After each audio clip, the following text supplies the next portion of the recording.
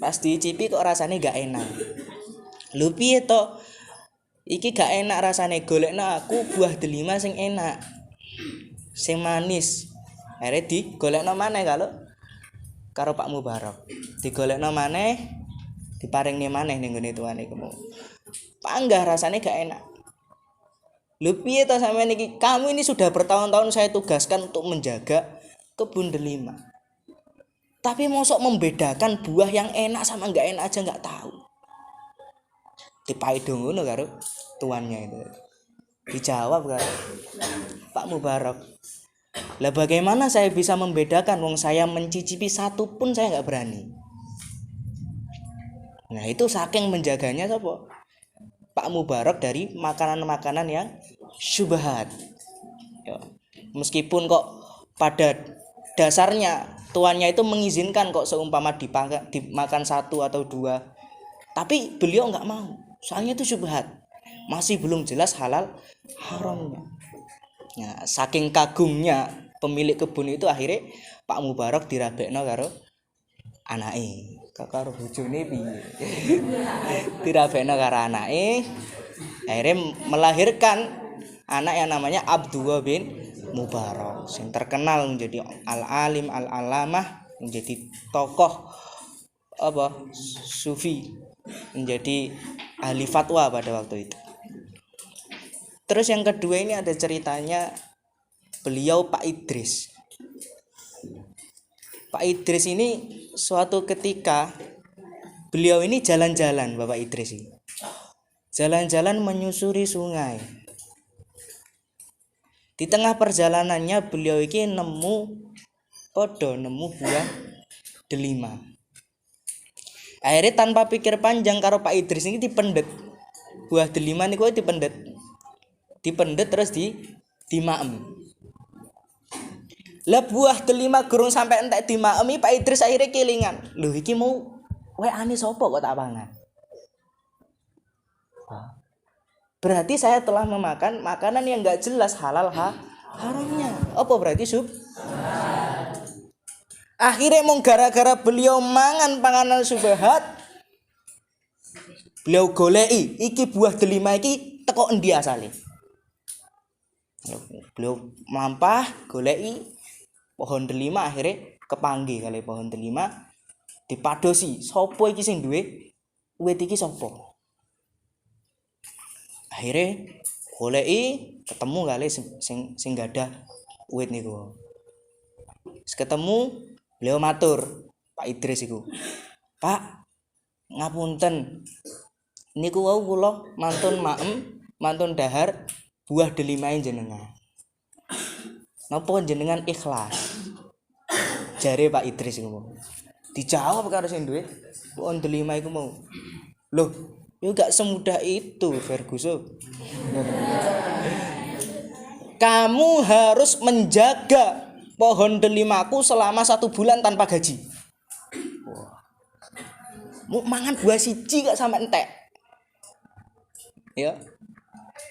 Dihukum jaga buah delima, jaga pohon delimaku 1 bulan tanpa gaji. Akhirnya karo Pak Idris dilakoni. Demi agar buah delima yang sudah beliau makan, yang sudah masuk ke dalam perutnya, tidak lagi menjadi makanan syubhat.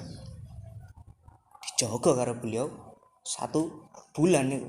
Pohon delima itu dibersihkan, dijaga. Sampai pada suatu masanya selesai 1 bulan itu, beliau menghadap lagi kepada pemilik pohon delima itu. Beliau matur Pak Idris itu, "Pak, kula sampun melaksanakan tugas saking jenengan." Jare Pak Idris, "Oh iya, ya wis, saiki aku duwe syarat maneh.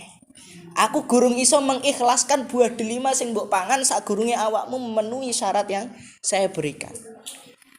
"Napa syarate?" jare Pak Idris. "Awakmu kudu gelem ngerabi anakku sing buta tuli bisu." Nah, iki sapa sing gelem? Akhirnya dirabekno Pak Idris sing ngomong karo tiang sing buta tuli dan bisu. Dirabekno mau demi Oh, cara sampean lho dikei embel-embel dirabekno karo wong buta tuli bisu purun, lumpuh pisan purun. Gak gelem. Lah iku beliau wis nekat. Wis gak apa-apa aku rabi karo wong sing buta tuli bisu lumpuh. Bene apa? Bene buah delima sing wis tak pangan berubah dadi panganan sing halal. Akhirnya beliau lakoni diakad nikah. Setelah diakad nikah, wis Pak Idris, iki saiki temonono bojomu. Iki kunci kamar iki. Diparani, akhirnya ternyata yang dikatakan sama bapaknya buta itu adalah orang yang nggak pernah melihat kemaksiatan, tuli orang yang nggak pernah mendengarkan suatu hal yang dilarang oleh Allah, bisu orang yang nggak pernah berkata sesuatu yang menyakitkan, dan lumpuh yakni orang yang nggak pernah berjalan menuju ke dalam kemaksiatan. Dan beliau ini istrinya ini cantik banget. Kok bisa seperti itu ya? Karena pemilik pohon delima ini kagum dengan akhlaknya Pak Idris, kagum dengan akhlaknya Pak Idris yang beliau bisa menjaga perutnya dari makanan-makanan syubhat sesuai yang didawuhkan oleh Kanjeng Nabi di dalam kitab Wasiatul Mustafa. Akhirnya dari perkawinan Pak Idris itu tadi dengan istrinya melahirkan anak namanya Muhammad bin Idris yang dikenal dengan Imam Syafi'i. Imam Syafi'i itu luar biasa cerdasnya. Imam Syafi'i itu Imam Syafi'i itu umur 9 tahun itu sudah menghafalkan Al-Quran, sudah hafal 30 juz. 9 tahun, zaman mau Quran saya alif ba ta. Ya. Umur 10 tahun beliau sudah hafal kitab Muwatta. Kitab hadis karyanya Imam Malik. Wandel gak min. Iku umur 10 tahun wis hafal. Ada kisah menarik. Pada umur 20 tahun beliau ini hijrah untuk menuju ke gurunya untuk belajar menimba ilmu ke Imam Malik. Untuk belajar ke Imam Malik pada waktu itu sowan ke Imam Malik umur 20 tahun itu sowan ke Imam Malik. Sama Imam Malik diginikan. Oh ya wis, lek awakmu pengen belajar ning gone aku meniae. Meni awakmu teko rene, engko aku ngongkon muridku macakno kitab Muwatta. Dijawab karo Imam Syafi'i. Ngapunten Yai, kula lho sampun apal kitabe. Oh, dadi ngono adabe wong-wong biyen iku. Para thalibul ilmi pada zaman dahulu itu beliau itu sebelum ngaji wis dipelajari dhisik. Saiki gurun dipelajari mari ngaji di ngajeni ilang. Lali wis beda sama. Beliau juga terkenal sangat dobit sekali. Alim cerdasnya Masya Allah.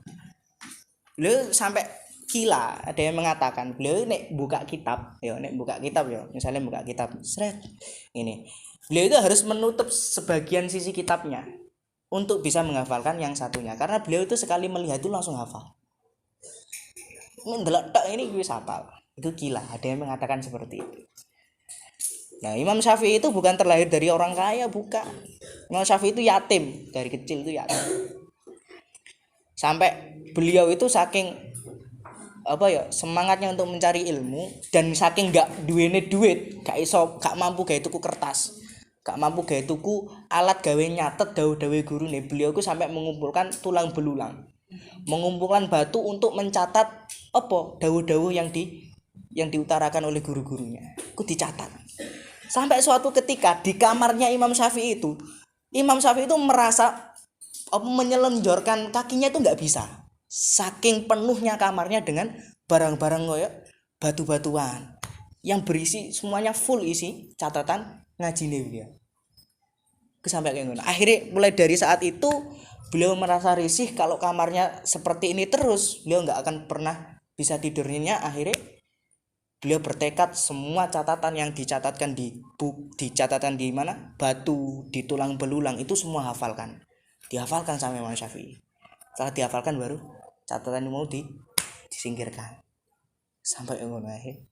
Jadi imam madhab. Alim sekali beliau Imam Syafi'i.